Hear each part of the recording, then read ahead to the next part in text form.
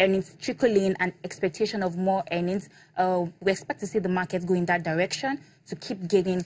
So for 0.7, I think we're on the right track, and we're expecting more gains in the coming I like year. where it is coming. But again, is it a profit taking there with the banks and insurance? Consumer goods, industrial goods, oil and gas were much better than the banks last week. Well, the banks have been on a gain spree, for a lack of a better word. So since we started the new year. Since we started the new year, so we've seen a lot of people take position, and we've seen people take position, especially in the tier 2 banks. Last year we saw they were a lot underpriced, and there was a lot of focus on the tier 1 banks. But this year, since the beginning of this year, we've been seeing a lot of positioning in those tier 2 banks, and there's a lot of expectation of a positive result in 2017.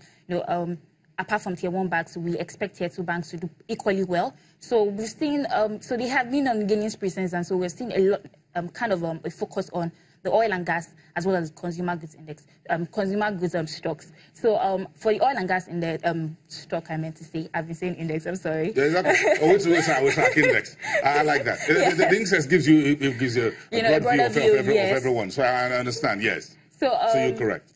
We saw Seplat release their results, and it was impressive. It was really impressive. From a loss of about 45 billion in 2016, we saw them do about 80-something billion in full year 2017, and that was expected. And those kind of results drive sentiments towards that sector. So it has mainly been because of Seplat, and we also expect other oil and gas stocks to do well as well with their results. So, if we look at industrials and the consumer goods, do you think news is part of what is going on here, or folks are watching what the government will likely do or have been doing in terms of infrastructure, whatever? What is driving here? What are the expectations in terms of the earnings from this sector, aside Nestle, that came in with that good numbers?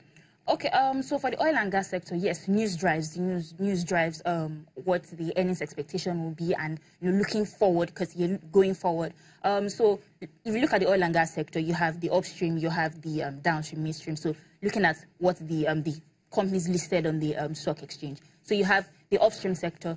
So Seplat, Owando, we've been seeing there's been peace in the Niger Delta, and the production volumes have increased. And then we're not having as much disruptions to infrastructure like the oil pipelines and all. So it's expected that in that sector, we'll continue to see positive earnings, and with oil prices going up as well, we're very optimistic and positive about the upstream sector. So looking at downstream, we're still a bit shaky. We're saying, okay, deregulate the sector for more investments to come in, and for more players to play profitably in that sector. So we haven't really seen, a drive, or let me say, more sentiment in the stocks in that sector. So you see Total, Mobil, we've seen more of the focus on the upstream sector. That's Seplat. Looking at the industrial goods stocks as well, so you have Danks and CCNN and WACO. There's a move to changing their energy mix, with the fund their operations. Yeah, thank you for that word. Their operations. So we'll see a lot of sentiments in that sector. That means they will be more cost efficient, and that's going to translate to better bottom lines. So yeah. I'm also happy with consumer goods as well. Oh yes, when we talk about the earnings from folks like NASCON, which is this salt company, and I found out that salt still tastes very sweet. yes. NASCON came out last week as well, and just looking at NASCON, looking at Nigerian breweries, looking at Nestle, there has been a trend, and when we broke it down to say, okay, what's happening in the consumer goods space, we've seen that foreign exchange has helped the consumer goods space as well, and then there was an increase in price, which was done last year, and although volumes didn't increase that much, but that increase in price kind of like offset the increase, the not so buoyant performance of the volume as production. So going forward, we're expecting that, looking at all of the macroeconomic indicators that have been out, they have been very positive. We're saying this will have a knock-on impact on consumer spending and investment spending. So looking at those things, going into 2018, we're seeing the consumer goods space will be vibrant. I'm hungry for the banks. So I'm going to go back to the earnings of the banks, and all reports within and outside the country from other analysts and media, big business media platforms says, look, the bank's earnings will be good, despite news that risks should be contained as far as the IMF concerned. IMF latest report is concerned. What's the thinking at Afrinvest about the banks, the earnings we're expecting this for 2017 and the outlook on 2018? Okay, so for 2017, we're very positive about their profitabilities. We especially expect the rate of growth, for their non-performing loans, kind of like taper to slower to like moderate. So we're expecting that will have a knock-on impact on their bottom lines, and as well as buoy their performance, in 2017. Going into 2018, they will largely feed on the macroeconomic, the positive macroeconomy that we're having. So we have GDP numbers going. GDP was 1.9% in full year 2017, and we don't expect anything less, in the...